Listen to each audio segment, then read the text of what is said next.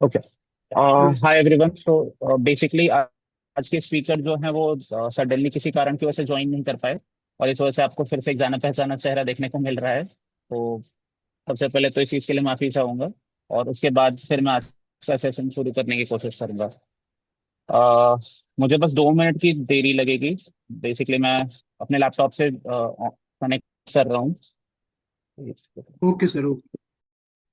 तो बेसिकली आज हम जिस चीज़ के बारे में बात करने वाले हैं, तो आज हम जिस चीज़ के बारे में बात करने वाले हैं वो बेसिकली एक रिसेंटली मेरा पब्लिश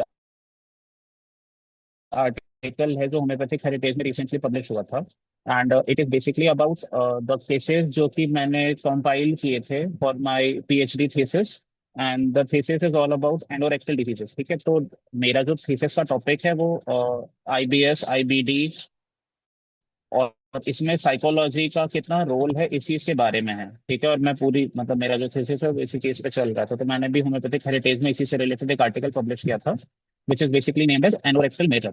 एनोरेक्टल मिरर का मतलब मैं बेसिकली समझाने की कोशिश कर रहा था। मेरे पास टोटल 9 केसेस थे, और उन 9 केसेस की हेल्प से मैं ये बताने की कोशिश कर रहा था कि जो एनोरेक्टल केसेस होते हैं यूजुअली, इनमें कौन सी साइकोलॉजी होती है जो ज्यादा प्रीडोमिनेंट होती है, या क्या थॉट प्रोसेस होता है, या क्या प्रॉब्लम है लाइफ में, या इन सभी केसेस में सिमिलर क्या होता है। तो बेसिकली जो मतलब मेरा जो ये आर्टिकल था वो इसी चीज से रिलेटेड था, और मैं इसी पे ही आज डिस्कशन करने की कोशिश करूंगा। आई ट्राई कि आधे घंटे में खत्म हो जाए, तो प्लीज बस मेरे साथ बने रहने की कोशिश कीजिएगा। आई ट्राई कि मैं आप लोगों को बहुत बोर नहीं करूँ। मेरे लैपटॉप से स्लाइड शेयर नहीं हो रही है, तो बस मेरी आवाज पे ध्यान देने की कोशिश कीजिएगा। हाँ सर हाँ। आप सर आपकी video, audio and video freeze हो गया है शायद। और हाँ, वो एक कॉल आ गया था शायद, इसलिए हो गया होगा, फिर वापस ऑन हो जाएगा। आई ओके थिंक सर। हो गया। ओके सर, हाँ हो गया। हो गया। Yes sir. ठीक। ठीक है। तो बेसिकली इस आर्टिकल का टॉपिक है anorectal mirror, mortification, the compulsion to control, and psychosomatic roots of anorectal disease. मैं इसको समझाने की कोशिश करता हूँ हिंदी में। तो एनोरेक्टल मिरर में बेसिकली मैं ये बताने की कोशिश कर रहा हूँ कि रोल क्या है मॉर्टिफिकेशन का। मॉर्टिफिकेशन एज एन इमोशन हम समझते हैं कि एक ऐसी स्थिति आई जहाँ पे पेशेंट मॉर्टिफाइड फील कर रहा है, उसको लग रहा है कि वो शॉक में चला गया और उसी स्थिति में रह गया। कंपल्शन टू कंट्रोल यानी कि अपनी लाइफ को कितना कंट्रोल करने की कोशिश कर रहा है। और साइकोसोमैटिक रूट्स क्या है ऐसे एनोरेक्टल डिसऑर्डर्स का। ये बेसिकली 7 पेशेंट्स की केस सीरीज थी जो कि मैंने रिसेंटली अभी हेरिटेज में पब्लिश किया था, जून के एडिशन में पब्लिश हुआ है। तो ये बहुत पुराना नहीं है। मैं एक प्रॉपर प्रेजेंटेशन के साथ इस चीज के लिए आना चाहता था, but all of a sudden है, तो ठीक है हम इसी के साथ पूरी कर सकते हैं। तो बेसिकली एनोरेक्टल पैथोलॉजीज में मैंने जो 7 केसेस पब्लिश किए थे, सबसे पहले मैं इन केसेस के बारे में आपसे बात कर लेता हूँ। केस नंबर जो 1 था, इसमें पेशेंट को जीआरडी था और आईबीएस था। आप अगर इस आर्टिकल को देखेंगे तो यहाँ पे मैंने एक टेबल फॉर्मेट में छोटे छोटे में सबको समझाने की कोशिश की है, तो मैं उसी तरीके से लेके चलूंगा। जीआरडी है यानी कि पेशेंट को खाना बार बार गले में आता है, एसिडिटी फील हो रही है, एसिड बार बार गले में आता है और पेशेंट उस चीज से परेशान हो रहा था। एंड इसके साथ यहाँ पे पेशेंट को आईबीएस था, जो कि मेरा डिजीज का मेन टॉपिक है, डिजीज का मेन टॉपिक आईबीएस। तो पेशेंट को आईबीएस था। इसके साथ ये पेशेंट 35 ईयर्स मेल है। जीआरडी और आईबीएस कॉन्स्टिक आईबीएस सी टाइप की कंप्लेंट है। Patient is basically complaining of acidity. एक सेकेंड, इसमें बैक कैमरा ऑन करने का कोई ऑप्शन है? ये दिख भी रहा है? ओके, नहीं दिख रहा, सॉरी। जाने देते हैं, ऐसी कोशिशें नहीं करता है सर। तो पेशेंट को एसिडिटी और हार्टबर्न की कंप्लेंट है। इसके साथ इरेक्टेशन है जो पिछले 5-7 सालों से है। ऊपर पेट में हैवीनेस फील होता है, इरेक्टेशन से रिलीफ होता है। हैवीनेस की वजह से मतलब इरेक्टेशन की वजह से और गैस की वजह से यहाँ वर्टेक्स में भी बहुत पेन हो रहा होता है।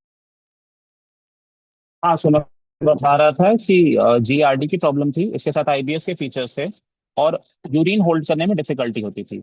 इवनिंग में यूजुअली एग्रावेशन होता था और एम्लोरेशन आफ्टर इरेक्टेशन फील होता था। अब अगर हम साइकोडायनामिक समझे यहाँ पे, तो पेशेंट को basically high pressure target driven profession में मतलब ये जॉब करता है। तो यहाँ पे टारगेट्स मिलते थे और उन टारगेट्स को कंप्लीट करना कंपलसरी था। एक बहुत हाई प्रेशर की जॉब थी। होस्ट जो भी है ये जब भी देखें तो मेरा कैमरा ऑन करवा देंगे।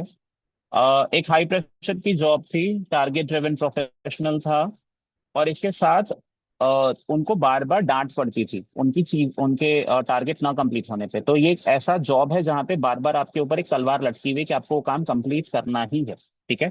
ये उन रेप्रीमेंट्स को भूल नहीं पाते थे, तो जो भी इनके साथ होता था ये उस चीज को भुला नहीं पाते थे, वो चीज इनके साथ चलती थी। क्रॉनिक सप्रेशन ऑफ इमोशन था। फिजियोलॉजिकल अर्जेंसी थी जहाँ पे ये चाहते थे कि यूरिन टाइमली हो जाए, डिफिकेशन टाइमली हो जाए। लेकिन क्योंकि आप हर चीज इतनी जल्दीबाजी में कर रहे हैं, या आप हर चीज को इतना कंट्रोल करने की कोशिश कर रहे हैं कि बॉडी उसके अगेंस्ट में जा रही है।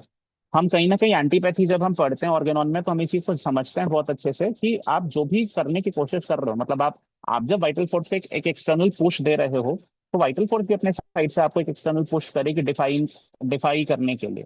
यहाँ पे काफी काफी वैसा ही कुछ हो रहा था कि पेशेंट चाह रहा था कि उसको यूरिनेशन बिल्कुल टाइमली हो जाए करे, डिफिकेशन बिल्कुल टाइमली हो जाए करे।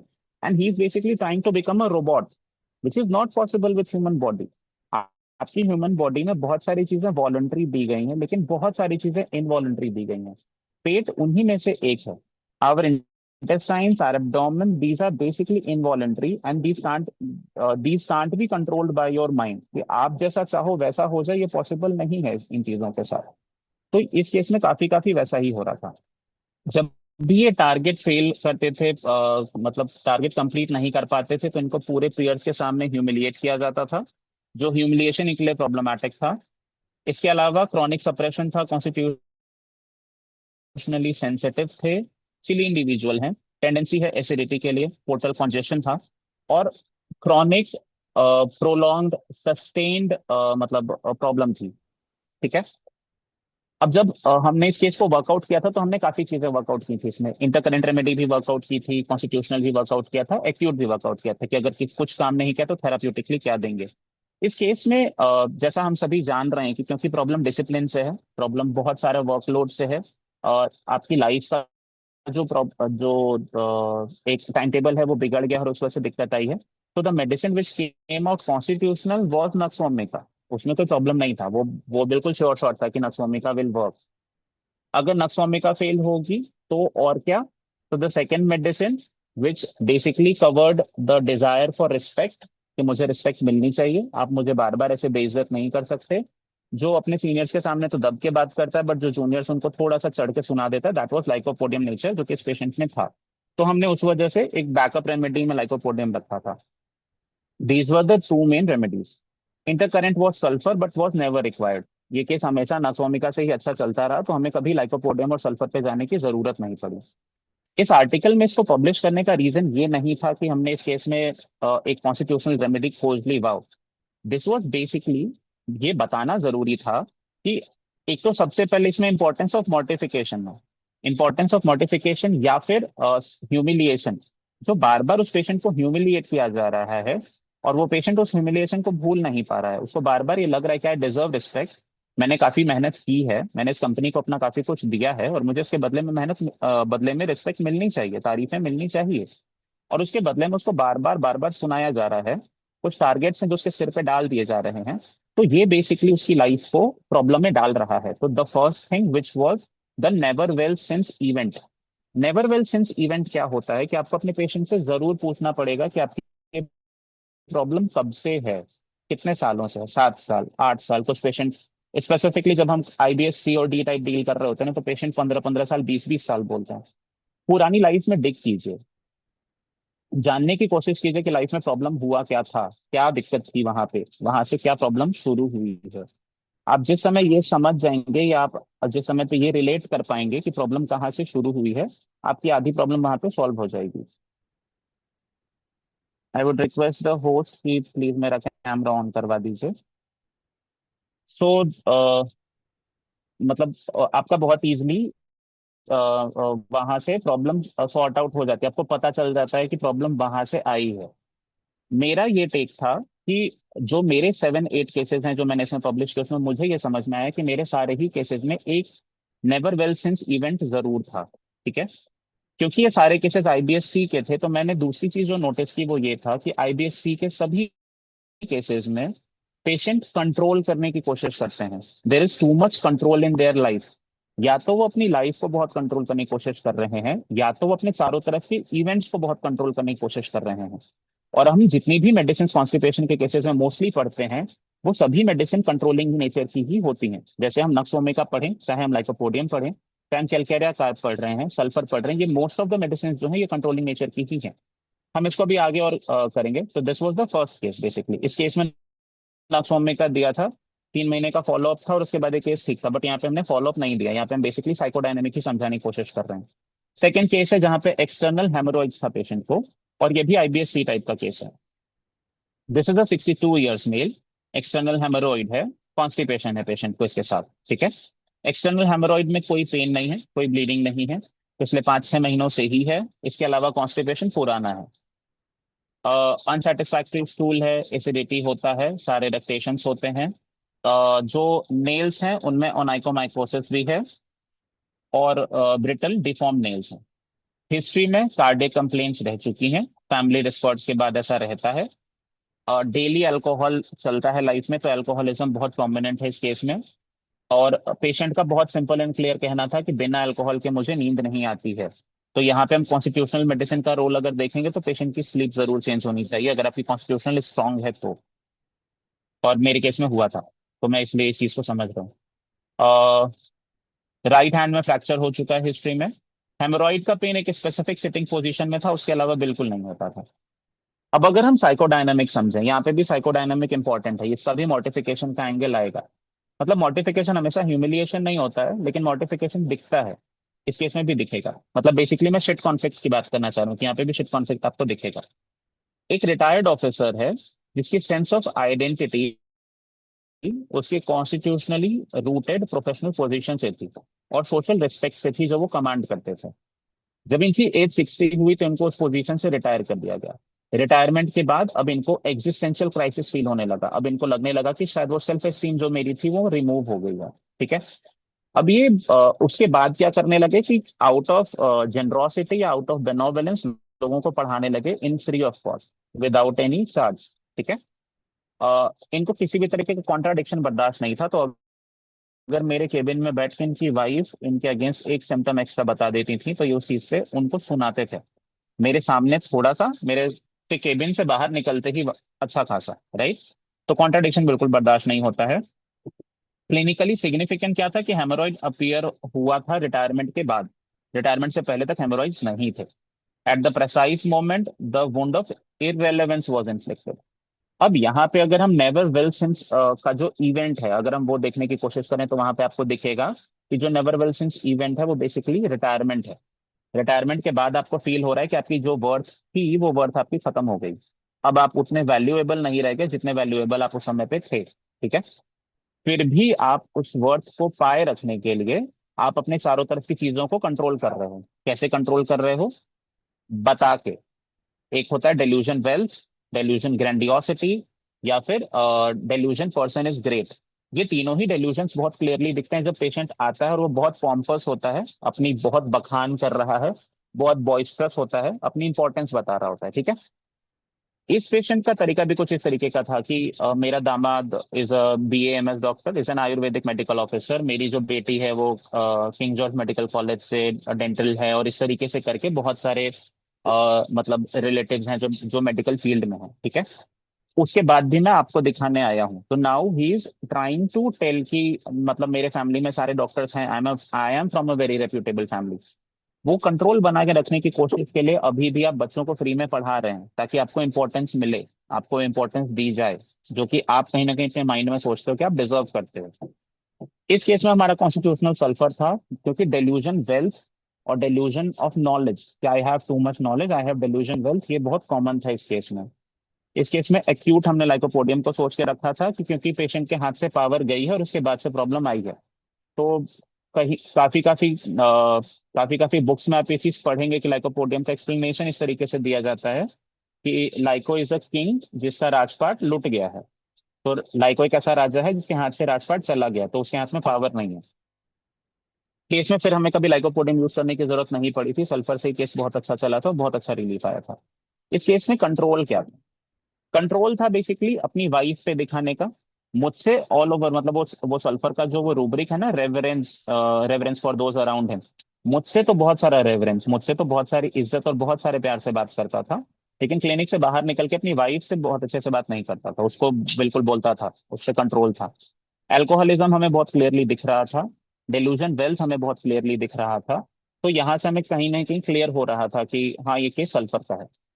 इस केस में कंट्रोलिंग बिहेवियर था, अपनी वाइफ को कंट्रोल करना, अपनी लाइफ को कंट्रोल करना, कि आप बायोलॉजी के टीचर बन जाओ और बच्चों को फ्री में पढ़ाओ, इसकी कोई जरूरत नहीं है। आपकी एज 60-65 हो चुकी है, आप अच्छा खासा रिटायरमेंट मनी लेके रिटायर हुए हो, आप आराम से घर पे बैठ के आराम भी कर सकते हो। बट उन्होंने फिर भी वो पावरफुल पोजीशन को बनाए रखने की कोशिश की। और वो जो कंट्रोल था वो कहीं ना कहीं इनको हेमोरॉइड कॉज कर रहा था, क्योंकि इनको कहीं ना कहीं इरेलेवेंस फील हो रहा था। लेटर ऑन हमें ये भी पता चला कि हाँ, मतलब घर में थोड़े थोड़े डिस्प्यूट होते थे, तो इनको बोला जाता था कि अब तो आप रिटायर हो चुके हो, तो आप आराम करो, एंड वो कभी वो चाहते नहीं थे। तो यहाँ पे ये हमें बार बार दिख रहा था। केस नंबर 3 पे आते हैं। मैं स्पीड थोड़ी सी और तेज करूंगा। इस केस में ग्रेड 3 हेमोरॉइड है। 59 ईयर्स के मेल हैं। 59 ईयर्स, मैं इस पे ध्यान दिला दूं, 59 ईयर्स ऑफ मेल हैं। और थर्ड डिग्री हेमोरॉइड्स है, तो हेमोरॉइड्स बिल्कुल बाहर की तरफ आ चुके हैं और अंदर नहीं जाते हैं। इंग्वाइनल हर्निया है इसके साथ, और एकांथोसिस निग्रिकेंस भी है इसके साथ। थर्ड डिग्री एक्सटर्नल हेमोरॉइड है, 6 o'clock पोजीशन पे है और पिछले 10 सालों से है। ओकेजनल ब्लीडिंग होती है। इसके अलावा राइट साइडेड इंग्वाइनल हर्निया है जिसमें पल्सेशन फील होता है। नेक पे वॉट्स हैं।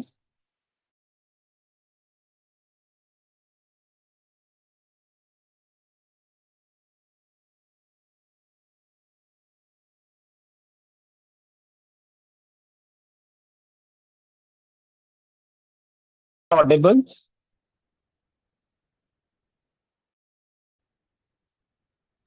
Yes sir, you are audible. Okay. So basically इस केस में कोई पेन नहीं था, कोई प्रॉब्लम नहीं थी, ठीक है।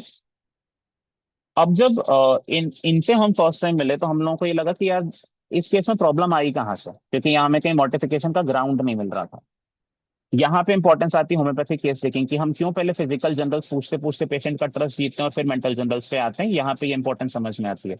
जब हमने फिजिकल जनरल्स पूछा वहां तक हमें लगा कि इस केस में तो जीरो कंप्लेंट है, सिर्फ एक एक्सटर्नल हेमोरॉइड है जो पिछले 10 सालों से, और जिसमें कोई दिक्कत है ही नहीं। फिर आए हम मेंटल जनरल पे। मेंटल जनरल से थोड़ी थोड़ी कहानी खुली तो वहां से हमें समझ में आया कि केस ठीक कैसे होगा। एक ऐसा इंसान जो कि आज के समय पे एक विलेज की डेयरी चलाता है, इस डेयरी से, और मैं बता दूं यहाँ पे पॉम्पस इंपॉर्टेंट और डेल्यूशन ग्रैंडियोसिटी ये सब था, मैं फिर भी एक केस बताता हूँ आपको। अ, एक विलेज की डेयरी चला रहे हो आप, और आपके गन्ने के बहुत खेत हैं, बहुत खेत हैं, मतलब अच्छे खासे खेत हैं। और बात करने का तरीका ऐसा था कि शायद ही कोई ऐसा होगा जो हमसे दूध नहीं लेता है, मैं सरपंच बन के क्या करूंगा, सरपंच खुद मुझसे दूध लेता है। तो इस तरीके की लाइनें थी जो पेशेंट बार बार हमारी तरफ भेज रहा था। अप्रोक्सीमेटली 10 ईयर्स पहले इनके फादर की डेथ हुई थी, ठीक है। तब इनको अपनी जॉब, मतलब तब इनको अपना घर संभालने के लिए, उस समय पे डेयरी वाला काम नहीं करते थे, उस समय पे इनके पास सिर्फ गन्ने के खेत हुआ करते थे। तो 10 से 11 साल पहले इनके जब फादर की डेथ हुई तो इनको मजबूरी में अपना शहर छोड़ के नोएडा गुड़गांव के आसपास कहीं आना पड़ा किसी कॉर्पोरेट जॉब में लगने के लिए। पेशेंट अच्छा खासा पढ़ा लिखा है, मतलब not too good but not too bad, okay, mid में है। तो वहां पे इनको अपनी जॉब करनी पड़ी कॉर्पोरेट में, ठीक है। इस कॉर्पोरेट जॉब को जिस तरीके से ये बताते हैं, मैं वो लाइन एग्जैक्टली कोट करूंगा, कि पेशेंट बहुत क्लियरली ये बात बोलते थे कि वहां पे तो सिर्फ बंधुआ मजदूर की तरह काम कराया जाता है, और आप उस काम से कितना कमाई दे रहे हो इस चीज पर मैटर होता है, वरना वो आपकी कोई वैल्यू नहीं करते हैं, ठीक है। तो उसके हिसाब से वो नॉलेज उसके पास थी, उसके पास वैल्यू था, वो वैल्यू जनरेट कर सकता था, बट वो लोग वो वैल्यू कभी समझ नहीं पाए। उसके हिसाब से उसको काफी ह्यूमिलिएट किया गया था वहां पे, जिसके बाद उसने गुस्से में आके जॉब छोड़ दी और वो उसके बाद अपने शहर वापस लौट आया। वहां पे उसने फिर से अपना डेयरी वाला बिजनेस शुरू किया। द बिजनेस डिड ग्रेट, अच्छा खासा बिजनेस है आज के समय पे, and he is earning well. But वो हेमोरॉइड आज भी है। अब एक चीज अगर हम यहाँ पे ध्यान दे तो हमें दिखेगा, मैं यहाँ पे फिर से साइकोडायनेमिक्स को बीच में घुसा रहा हूँ। 10 साल पहले का वो इंसिडेंट पेशेंट भूला नहीं है, आज भी जब उस चीज का वर्णन वो अपनी भाषा में करेगा तो उस चीज में वो बोलेगा कि मेरी बार बार बेइज्जती हुई है, ठीक है। बट फिर भी कहीं ना कहीं दिमाग के बैक में है, इसीलिए उसमें कोई पेन नहीं है, कोई ब्लीडिंग नहीं है, कोई जलन नहीं है। तो अगर हम उसको प्रेजेंट साइकोडायनेमिक से दिखेंगे तो आपको पेनलेसनेस इसलिए मिल रहा है क्योंकि पेशेंट कहीं ना कहीं वो चीज भूल चुका है, बैक ऑफ द माइंड में है, प्रेजेंट ऑफ माइंड में नहीं है। इसलिए पेशेंट को सिम्टम उतने नहीं दिख रहे थे। यहाँ पे कंट्रोल क्या था, यहाँ पे पेशेंट क्या कंट्रोल करना चाह रहा था? जब आप यहाँ पे हाइपर कंट्रोलिज्म देखेंगे, पेशेंट को कॉन्स्टिपेशन क्यों हो रहा है, या आप हाइपर कंट्रोल जब देखने की कोशिश करेंगे तो आपको दिखेगा कि पेशेंट के पास उतनी पावर नहीं है जितनी वो दुनिया को दिखा रहा है। वो कंट्रोल आपको दिख रहा है कि मैं सुबह 6 बजे उठ जाता हूँ, मैं 10 बजे तक ये काम कर लेता हूँ। This is the normal फेनोमेन। आप गांव में जाओगे तो हर कोई 6 बजे उठ जाता है और 10 बजे तक अपने घर के सारे काम कर लेता है, बल्कि मैंने तो देखा है लोग 8-9 बजे तक वापस सो जाते हैं 4 बजे सुबह उठ के। तो आप कुछ ऐसा नहीं कर रहे हो जो कि बहुत अलग है, राइट? तो यहाँ पे मुझे जो रूब्रिक मिला वो था एक्सक्लूसिव। पेशेंट अपने आप को एक्सक्लूसिव समझता था, ठीक है। सेकेंड, पॉम्पस इंपॉर्टेंट रूब्रिक लिया था मैंने। पॉम्पस इंपॉर्टेंट का मतलब पेशेंट बार बार सिर्फ अपने बारे में अपना बखान कर रहा है।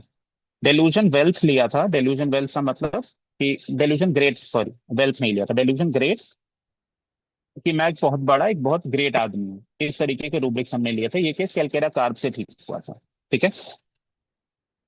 Case 4, again a great grade 3 haemorrhoid, paternal contempt था और सेल्फ डाउटिंग टीचर था। ये केस एक 43 ईयर्स मेल का है जिसको थर्ड ग्रेड हेमरोइड्स हैं। और यहाँ पे प्रेजेंटिंग कंप्लेंट बहुत सारी थी। यहाँ पे बहुत सारा प्रॉब्लम था। अभी जस्ट हमने देखा कि 10 साल से था और कोई दिक्कत नहीं। यहाँ पे करीबन कितने सालों से है, 3-4 साल से तो ये भी है, और इसमें बहुत सारी दिक्कतें हैं। पेन भी है। पेन स्टूल के बाद बहुत बढ़ जाता है। सिटिंग में बहुत प्रॉब्लम होती है, वॉकिंग में बहुत प्रॉब्लम होती है, गर्मियों में बहुत दिक्कत होती है, और मिर्ची खा के बहुत दिक्कत होती है। लेट जाएगा तो आधी प्रॉब्लम सॉर्ट आउट हो जाएंगी। कॉन्स्टिपेशन है, स्टूल दिन में 2 से 3 बार जाना पड़ता है, हार्ड है, अनसेटिस्फैक्टरी है और अनरिफ्रेशिंग है। इसके साथ गैस है, ब्लोटिंग है, लाउड फ्लैटस है, और माउथ में ड्राइनेस और नोजिया फील होगा। यूरिन फ्रीक्वेंट है, 3 to 4 टाइम्स नाइट में है, और इसके अलावा राइट नी में पेन है। एग्रावेशन स्टूल के बाद होता है। इस केस में बहुत सारे सिम्टम्स थे हमारे पास। अब यहाँ पे डिफरेंशिएशन बहुत मुश्किल था, क्योंकि आप जब लाइंग डाउन एम्लोरेशन ले लोगे तो अमोनियम कार्बिस सिंगल रेमेडी जो कि वहां पे रह जाती है। आप जब वॉकिंग एग्रावेशन को स्टूल आफ्टर एग्रावेशन के साथ जोड़ देंगे तो साइलेशिया और सल्फर जैसी फिक्स रेमेडीज बचती हैं। तो मैं ये बता रहा हूँ कि कई बार थेराप्यूटिक सिम्टम्स आपको डेविएट करते हैं, तो यहाँ पे कहानी सुनना जरूरी है, जानना पड़ेगा कि पेशेंट की लाइफ में चल क्या रहा है। सबसे ज्यादा प्रॉब्लम क्या था ना, कि पेशेंट सेल्फ कंटेम्प्ट में था।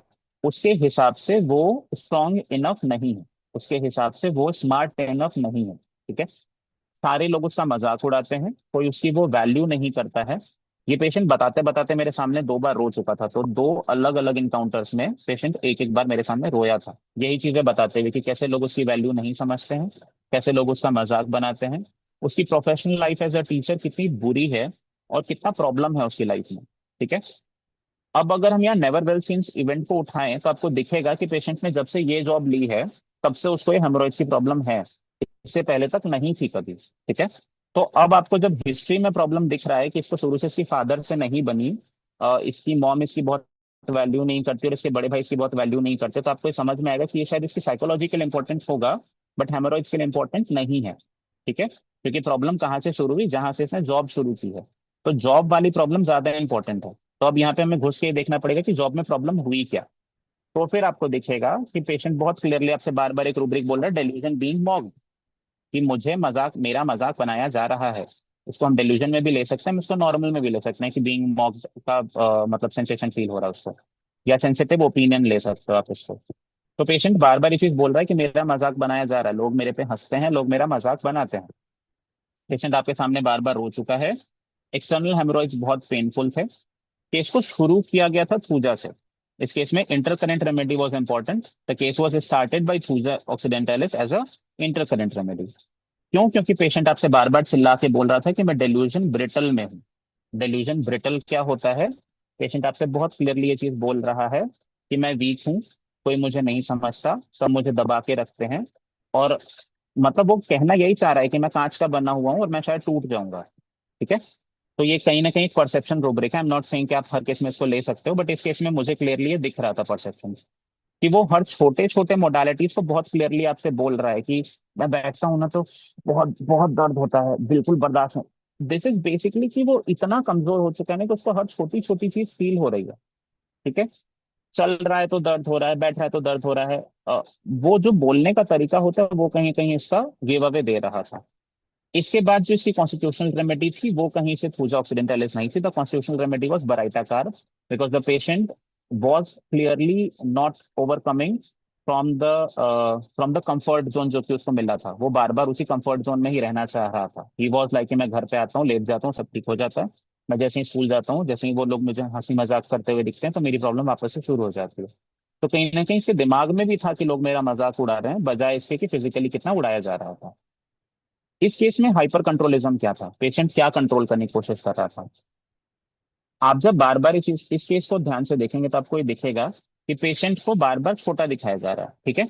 उसके बाद भी वो अपने लाइफ लॉन्ग, मतलब इतने मौकरी के बाद और इतने प्रॉब्लम्स के बाद भी उसी ऑफिस को बार बार जा रहा है, बार बार देख रहा है, ठीक है। उसके साथ साथ वो अपनी लाइफ को कंट्रोल करने की कोशिश कर रहा है कि नहीं, मैं अपनी जॉब नहीं छोड़ूंगा, मैं अपनी लाइफ नहीं छोड़ूंगा, इसी की वजह से मुझे वो आइडेंटिटी मिली है। तो वो कहीं ना कहीं जो कंट्रोल है वो उसके कॉन्स्टिपेशन को नहीं छोड़ने दे रहा है। और उसका मॉडिफिकेशन इवेंट आपको बहुत क्लियरली दिख रहा है कि हाँ, इसको बार बार छोटा दिखाया जा रहा है, जिसकी वजह से इसको प्रॉब्लम हुई है। अब हमारे पास दो और केसेस बचे हैं, तो थोड़ा सा जल्दी करते हैं। एक केस में रिकरेंट हेमोरॉइड था, जहाँ पे ये 41 ईयर्स मेल है, पर इसको हेमोरॉइड्स की प्रॉब्लम है, इसके साथ अर्टिकेरिया है और कॉन्स्टिपेशन है। हेमोरॉइड 7 से 8 साल से है। पार्शियल सर्जरी करा के रिमूव करा चुका था, लेकिन दोबारा आया है। अब रेसिडुअल हेमोरॉइड है जो 9 o'clock पे है, अभी प्रेजेंट है। इसके साथ एसिडिटी है, ब्लोटिंग है और कॉन्स्टिपेशन है। कभी कभी अर्टिकेरिया आता है। ईटिंग आफ्टर एग्रावेशन है। और ट्रैवलिंग में कॉन्स्टिपेशन जरूर होता है, तो यहाँ पे नोट करने वाला जो थेराप्यूटिक रूब्रिक आपके पास आएगा वो ट्रैवलिंग एग्रावेशन तो जरूर आएगा। अब यहाँ पे साइकोडायनेमिक समझते हैं। इस केस ये केस भी आके और इतना अफेक्टेशन से आपसे बात करेगा ना कि आपको फील ही नहीं होगा कि इस केस में कोई प्रॉब्लम है। तो यहाँ पे आपको साइकोडायनेमिक में जरूर घुसना पड़ेगा। बहुत ऑर्गेनाइज्ड पर्सन था, बहुत तमीज से बात करने वाला, बहुत सोफिस्टिकेटेड पर्सन था, एक आईटी प्रोफेशनल था जो कि अब्रॉड में रहता है, ठीक है। अपनी पूरी की पूरी फैमिली को एक जगह पे मतलब बचा के रखने की कोशिश कर रहा है, टिका के रखने की कोशिश कर रहा है उस पैसे से जो ये अब्रॉड से कमाता है। Basically he is an American.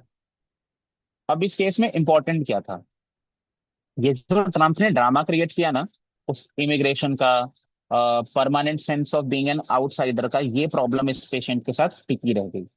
इस ड्रामे से पहले भी जब जब वो मेरठ आता था, जब जब वो अपने शहर वापस आता था, तो उसको बार बार ये फील होता था कि आई एम एन आउटसाइडर, मैं इस शहर का नहीं हूँ, मुझे यहाँ पे अपनापन महसूस नहीं होता, या ये लोग मुझे अपना नहीं समझ रहे, लोग मुझे बाहर वाला समझ रहे हैं। तो वो जो वो इमिग्रेशन की वजह से प्रॉब्लम होती थी, या permanent sense of being outsider था, वो उसका कॉन्फ्लिक्ट था। इसके साथ साथ उसकी वाइफ चाहती थी कि वो उसको वहां बुला ले अमेरिका में, लेकिन वीजा के प्रॉब्लम्स की वजह से वो अपनी वाइफ को वहां बुला नहीं पा रहा था। और फैमिली चाहती थी कि वो परमानेंट यहाँ रहने लगे। तो वो कहीं ना कहीं दोनों फैमिलीज के बीच में टिका हुआ था और खिंच रहा था। यहाँ पे हमें देखने पे क्या समझ में आया कि पेशेंट की मैक्सिमम एंग्जाइटी जो है वो फैमिली के बारे में है, चाइल्ड के बारे में है, और इनको साथ में कैसे टिका के रखता हूँ इस चीज के बारे में है, which basically makes it Calcarea का कॉन्फ्लिक्ट। ठीक है, कैलकेरिया का कॉन्फ्लिक्ट है। अगर यहाँ पे हम इसको पैसे से या रिस्पॉन्सिबिलिटी कॉन्फ्लिक्ट ज्यादा देख पाते तो इसको कैलकेरिया सिलिकेटा दे सकते थे। बट क्योंकि कहीं ना कहीं एक इनर ग्राउंड था कि हाँ, मैं एक अमेरिकन हूँ, मैं अमेरिका में सेटल्ड हूँ, तो एक ग्रैंडियोसिटी अपने आप आ जाती है, तो उसके बेसिस पे केस कैलकेरिया कार्ब प्रेस्क्राइब किया गया था। कैलकेरिया कार्ब से ही केस काफी बेटर रहा और हमें फिर उसके बाद दूसरी रेमेडी देने की जरूरत नहीं पड़ी। तो दिस इस केस में Calcarea carb was the final remedy. Time थोड़ा सा कम है, तो हम लास्ट के दो केसेस को स्किप करते हैं और सीधा मुद्दे पे आते हैं। इसमें एक फिस्टुला का केस भी था, जिस केस में हमें इंपॉर्टेंस यही था कि उस केस का रूब्रिक इंपॉर्टेंट था, बीगेटिंग चाइल्ड। बट आप इस चीज को समझिए, हम जब भी फिस्टुला, फिशर, हेमरॉइड्स, पाइल्स ऐसे केसेस को देखेंगे तो सबसे पहले आपके लिए सबसे जरूरी क्या है, मेरे हिसाब से मुझे लगता है ऐसा कि सबसे जरूरी क्या है कि आप जरूर डिगिंग कीजिए कि प्रॉब्लम कब से आ रही है, ठीक है। अगर पेशेंट बोलता है कि ब्लीडिंग 10 साल पहले होती थी और उसके बाद बिल्कुल बंद हो गई तो सडनली 1 साल से शुरू हुई है, तो आपको डिग 10 साल पहले तो करना पड़ेगा, बट 1 साल पहले भी जाके करना पड़ेगा। जब आप 1 साल पहले जाके सुनेंगे उस बात को तो आपको समझ में आएगा कि हाँ, शायद 9 साल जिंदगी बहुत अच्छी बीती, लेकिन 1 साल पहले फिर से प्रॉब्लम आई। तो इस चीज को अगर कोई लिख रहा है तो जरूर लिखो कि नेवर वेल सिंस इवेंट जरूर सर्च कीजिए, अगर आप किसी रेक्टल केस को देख रहे हैं तो। स्पेसिफिकली वहां पे मॉर्सल कॉन्फ्लिक्ट देखिए, मॉर्टिफिकेशन देखिए या शिप कॉन्फ्लिक्ट देखिए, आपको दिखेगा कि पेशेंट के साथ एक प्रॉब्लम आई थी जिस प्रॉब्लम ने उसकी जिंदगी का उलटफेर कर दिया, या अगर 1 साल पहले हुआ तो 1 साल पहले कोई दिक्कत आई थी। सेकंड, अगर आप आईबीएस सी टाइप से डील कर रहे हैं या पेशेंट कॉन्स्टिपेशन बार बार कह रहा है, तो आप ये देखने की कोशिश करो कि पेशेंट कंट्रोल क्या कर रहा है। आपको दिखेगा कि अपनी लाइफ में चारों तरफ वो कुछ कंट्रोल करके बैठा है। चाहे वो अपना करियर कंट्रोल करना चाह रहा है, वो अपना फेम, अपनी सिक्योरिटी, अपनी वाइफ, अपना फैमिली, कोई ऐसी चीज है जो वो कंट्रोल करके बैठे रहना चाहता है, जिसको वो छोड़ना ही नहीं चाहता। वो जब तक उसको छोड़ना नहीं चाहेगा, ऑब्वियसली आप फिर से अब आप उधर से पुश मारोगे तो आपका बॉडी इधर से पुश मारेगा, तो आपका बॉडी आपको कंट्रोल करने नहीं देगा। ठीक है। आप आईबीएस सी टाइप में एक चीज बहुत कॉमनली देखोगे, पेशेंट कहता है कि मैं 8-8 बार फ्रेश होने जाता हूँ। हम इसमें कई बार रूब्रिक लेते हैं स्टूल ईटिंग आफ्टर। आप इस रूब्रिक को ध्यान से देखो, आपको समझ में आएगा कि पेशेंट 8-8 बार फ्रेश होने जरूर जाता है, लेकिन एक बार भी सेटिस्फैक्शन फील नहीं हो रहा है। ठीक है। वो सेटिस्फैक्शन के लिए 8-8 बार जाके एग्जर्ट करके आ रहा है। ये हुआ सुपर कंट्रोल करने की टेंडेंसी, कि आप अपने पेट में स्टूल पे भी कंट्रोल करना चाहते हो, जो आपसे होगा नहीं, क्योंकि that is involuntary nature. Okay, आज का वक्त समाप्त होता है, तो मैं और टाइम किसी का नहीं लूंगा। Thank you. मैं थोड़ा सा लेट था आज के सेशन के लिए, क्योंकि किसी ने सडनली कैंसिल किया।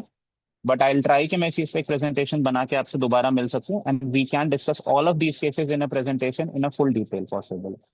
ठीक है। Okay, thank you so much sir for this wonderful session and obviously time पे आने के लिए। तो सेशन तो किसी और का ही था एंड शायद कैंसिल हो जाता अगर आप नहीं आते तो थैंक यू सो मच। नहीं, I am with IFPH, I will try कि कोई ऐसा सेशन कैंसिल नहीं हो। It's okay, it's great. Yes sir, yes sir. Okay, now it's time for the next session.